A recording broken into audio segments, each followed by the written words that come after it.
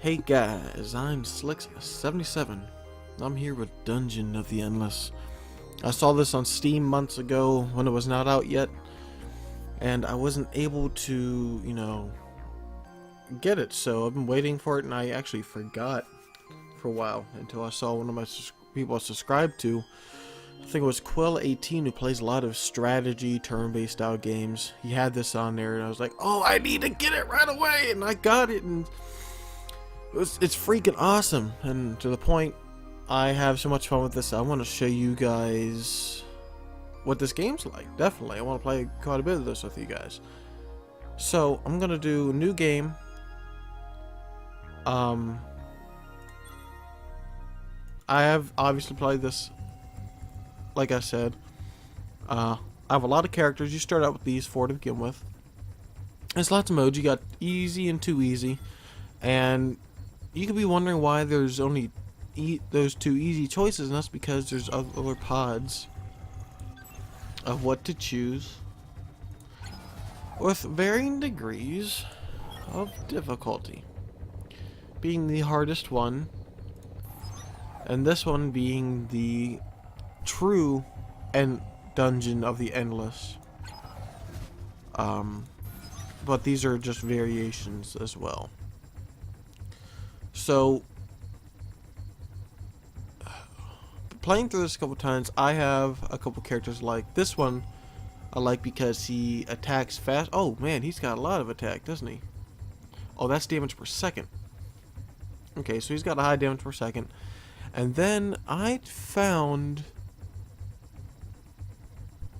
Oh no, he's still locked.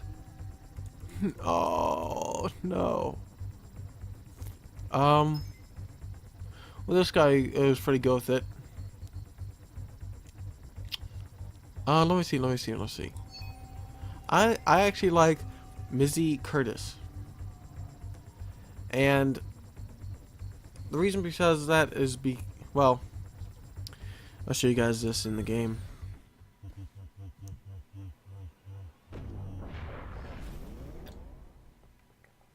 The entire timeline was a ship got attacked and you fell to Earth. I really love the background art there.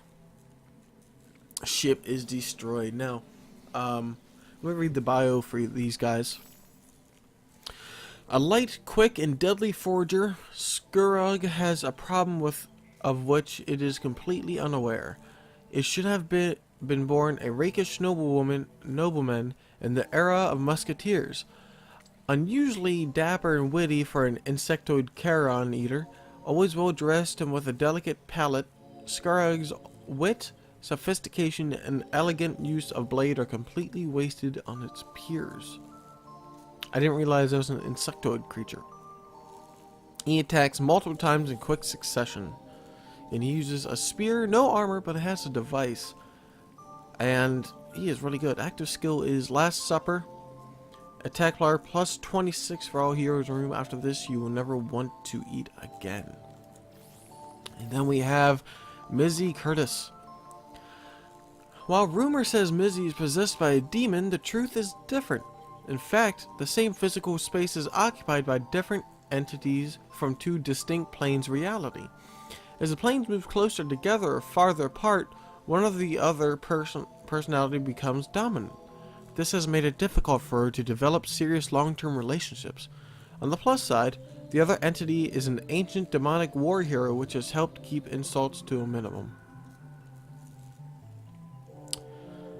Unfortunately for this one, there is a negative side to her, which is bad company. For all the other heroes in the room, which includes this one next to her, it has a defense of negative 10%. But her attack power is plus 15 if alone in the room. So, I'll show you why this is going to be important and a huge part of my strategy in the late game. And she is not a beginning game person at all, but he's pretty good in the beginning. So the main focus of the game is to keep this crystal alive and open these doors, which is the turn-based style of the game. As you just saw, I got some numbers up here. Now I gotta fight some creatures.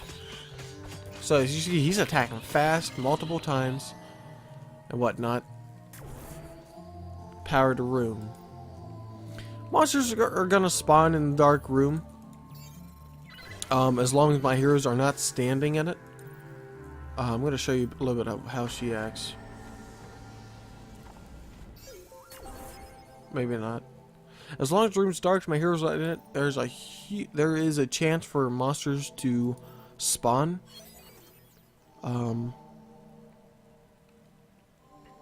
These are the upgrades you can get for your buildings and whatnot. So it's important to have monsters spawn occasionally, but you don't want too many because they will spawn in multiple waves, and you can be possibly overrun, which is a huge risk because rapier. I think that's just a sword. Yeah, it's a sword. She just uses armor.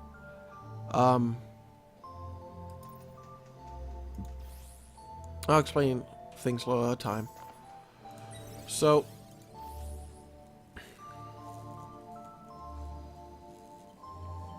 what was I just talking about? Oh yes, these swarms of monsters will leave things behind, like this dust. They only ever drop one piece at a time, however. But, oh look, +6. Very slow, but she hits hard. 2 shots these guys. Actually, one of them dropped 1 dust, so I was able to light this room up. In 10 increments, this, I can get another room with power. Let's get some food going. But for every time a monster attacks us, I lose a certain % of dust, which means I can power even less rooms. It's detrimental. Wait. That's not the right word to use. It is... What's the right word? I don't know it. It's horrifying, basically, if I was getting attacked with that crystal. Oh, that dropped me a dust. So what I'm building here is I'm building pods that'll help me get resources. Like, this is industry, this is food. Then I want to build a science pod, and that'll give me per turn or every door opening I will get these resources. However, this will not grow, depending on if I find some in the room or not, though. Like, see, in a dark room, monsters just spawned right there.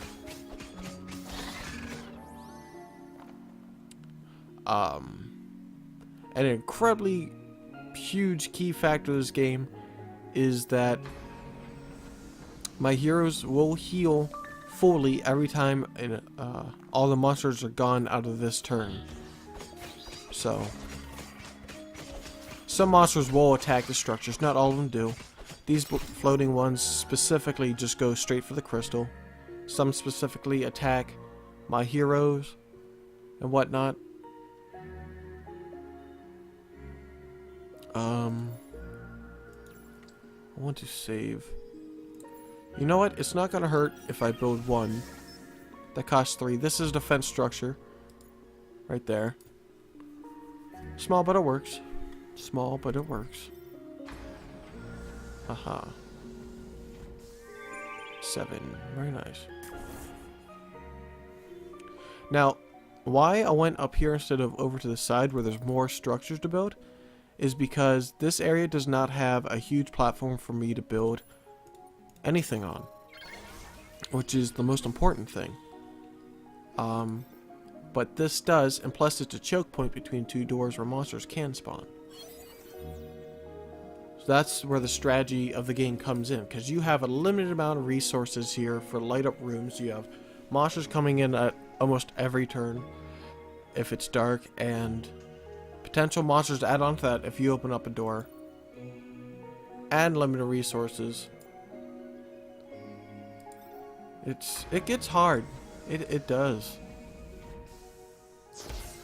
Oh, look at that.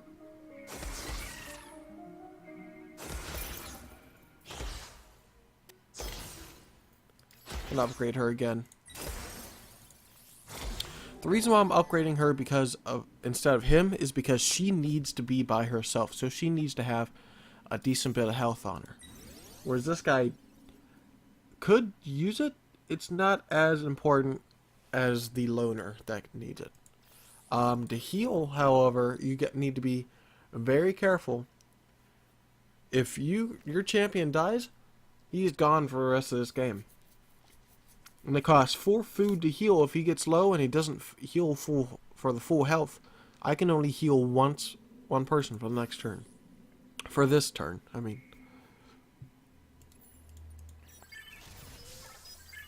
So let's put a couple of defense towers there. He's decently fast, so I can run him places, I feel. Where's she at? She's over there. You can just click on the portraits if you want to do either one. And you right click. Or press this low arrow. Her active skill I just got is Battle Madness. Self attack power plus 20. Self attack range is increased. Self attack cooldown is 0.4. She can attack faster. But for 8 seconds she cannot move. So if you get low and you don't have food to heal, you might lose her. Hero gains in power, loses in obedience. I'm assuming that's the demon taking control.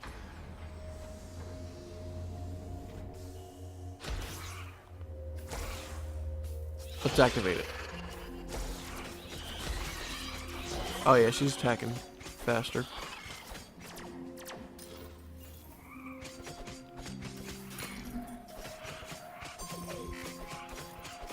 What the heck? Attack that crystal. Run back here. You're about to die. No, that's not getting attacked. Are they gonna run over to her? I think they will. Yep.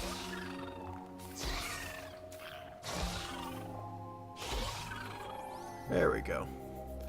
Now, that ability is on cooldown for 2 more doors I need to open. And you can ask me the question of why I... Oh, before I say that, let me say this. This here is the end of the level. You need to bring this crystal through one of your champions to run over to here and leave. This is an elevator to the next level. Now, I can do that. I can pick up this crystal and end it now, or attempt to. But see, the thing is, if I pick this up, all monsters will continuously spawn throughout these dark rooms. And this room will open, regardless if I do it or not. So, there's an achievement to open all the rooms. And this is the last room in the dungeon. Plus, I got a treasure chest. What did I get? Dehydrated water. Give her more health.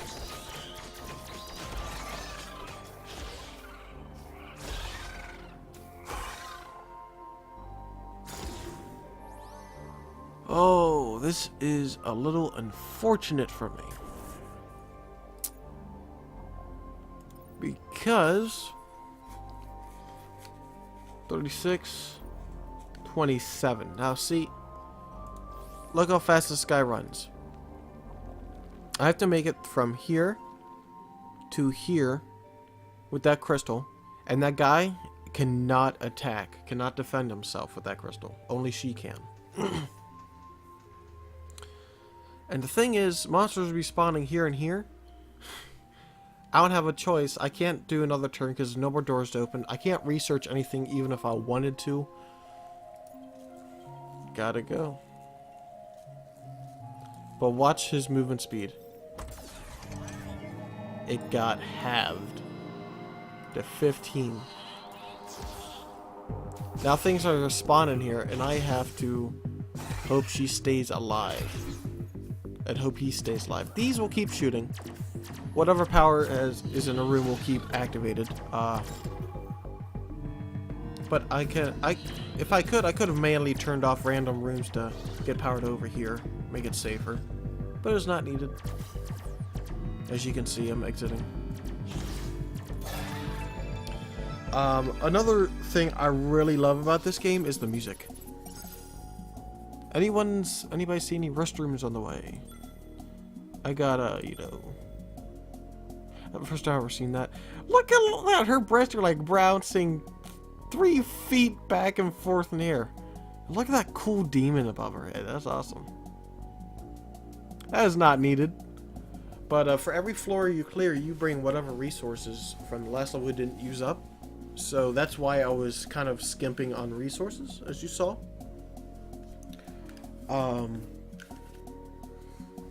Now, still not going to explain why I picked her over other more tanky people that are better with team fights.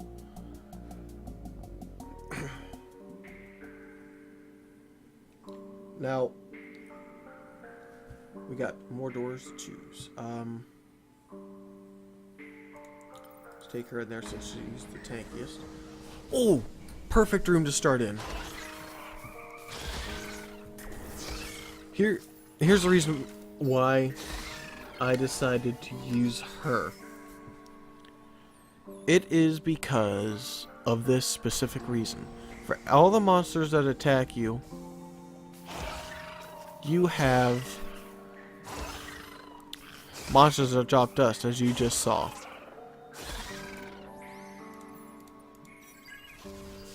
So what I'll do is I'll open like 3 doors, put a bunch of defense turrets in here, leave her in there to defend. So she'll collect the dust and she'll defend a large area because the turrets can only do so much. And certain creatures will just bypass them, but she'll attack those. Kill them quick. That's why I'm going to keep her. Oh, blue static means it's powered by a mysterious force. Oh man, this is even better. Another choke point.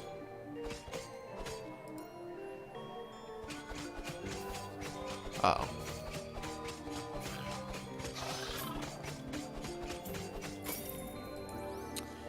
He doesn't really hurt that much though, which is the bad part. Let's get more food going. I want her upgraded.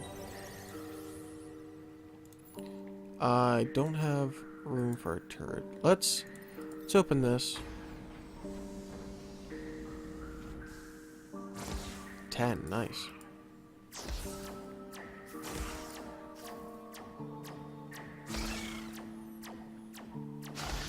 Look at that damage. Look at that damage.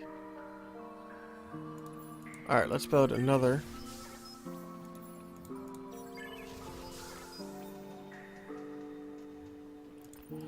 I'm going to open this door. Light this up. Another chest. T-shirt. T-shirt. Oh, he doesn't wear armor, but she does. So I get 9 defense plus 60 hit points. Titanium shirts are a fairly common high-quality personal defense system. Oh, dehydrated water. Practical for those long dry spells. And that actually gives me unlocks extenders, which is heroes in floor heal cost minus 10%. With a bit of this and a bit of that thrown in, food goes further. So still costs 6 to heal, but I think it helps in the long run. So open another door. 6. Okay.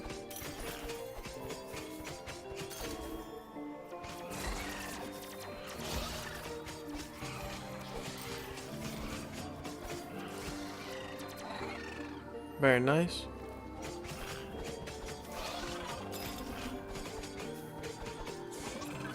See that?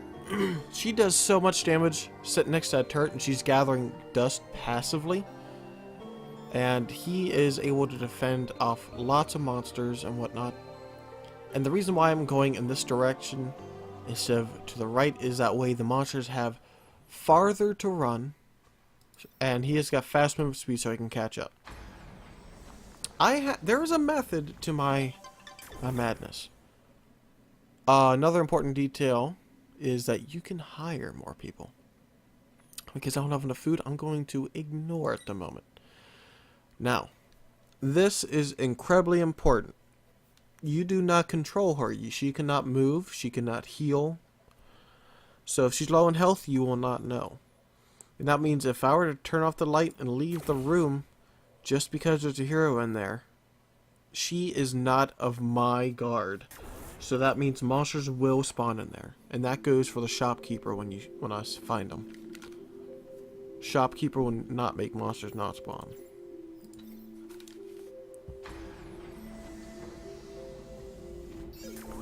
Oh, here we go.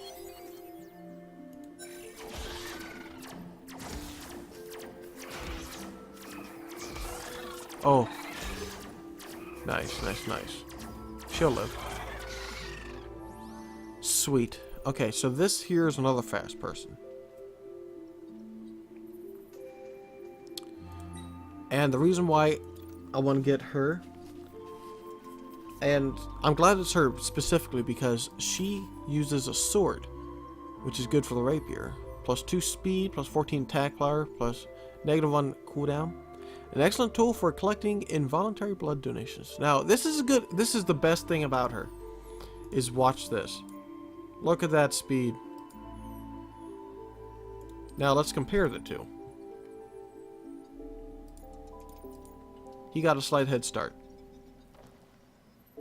She is going to be running the crystal. And now let's see what it looks like when she has the rapier with plus 2 speed. Even faster. She actually catches up at the end. So now I can leave her behind, and well, this is kind of ironic. Now I don't really need these 2 defense systems. Oh, she'll still just passively collect dust.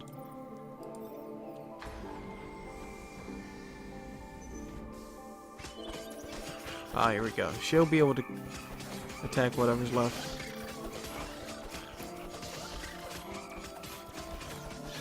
No, you get him. He'll attack harder. Uh-oh. Ah, I lost one.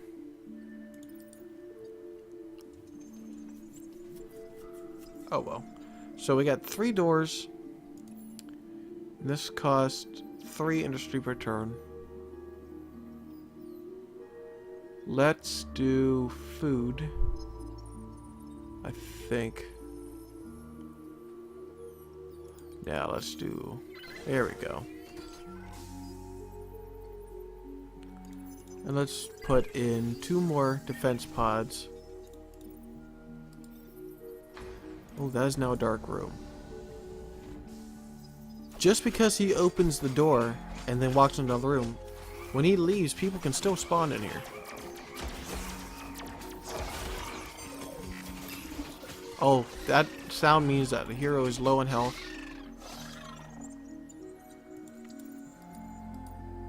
There we go. But he'll heal up once his crystal is dead. There it goes.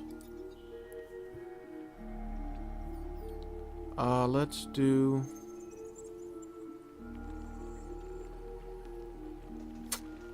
Let's do something here. Let's see. Oh, you know, actually, I can light up this room.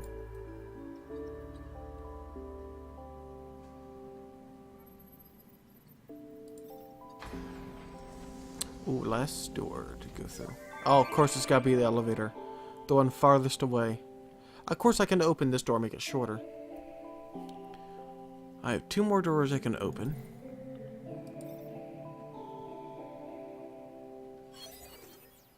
Tesla model. This is really good. High damage to anti-module monsters. So anything that'll attack buildings, it'll attack first. Whereas these things, anything that'll attack the players, people, it'll attack first. Very good, very good. But there is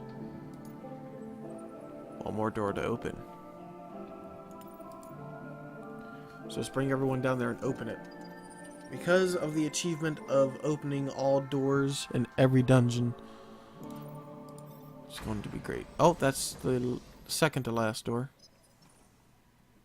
Plus 6. No monsters. Okay. And since they'll all be streaming through here, because this is the fastest route, let's turn off that. That way we can get more monsters coming through here. And the reason why I want more monsters is because I want at least 3 more points.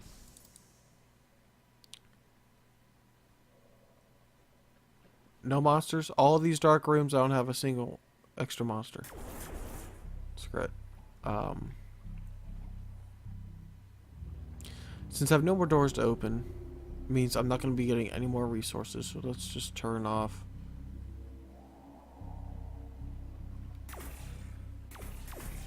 Those are automatically turned off in a row.